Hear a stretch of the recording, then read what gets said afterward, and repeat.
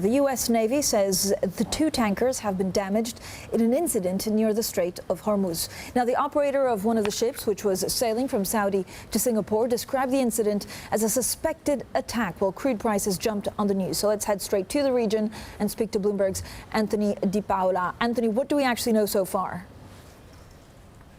Good morning, Francine. As you said, it's a developing story. So we know that two tankers have been involved in this incident. One of the tankers' owners has said it's a suspected attack.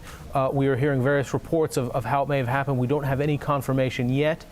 This is a very tense area after four other tankers were attacked at port, the port of Fujairah, which is a UAE port outside the Strait of Hormuz. These two vessels that are involved in the incident today, they were transiting. They had already passed through the Strait of Hormuz. One of the vessels there, its owner says that that vessel was about 14 nautical miles from the coast of Iran, so pretty close to Iranian waters, but transiting really through international waters, coming from the Persian Gulf where they'd loaded oil and heading over to Asia. So they were delivering. So we're still seeing the impact, obviously, the early impact on the oil price, and we're also going to see some impact on the shipping market as well as we get more details about these incidents, Francine. Anthony, is this the first time that we've had this type of incident? No, I mean, these go way back to the Iran-Iraq war when there was that tanker war in the Gulf. Ships kept going at that time. There was no stoppage to oil transit.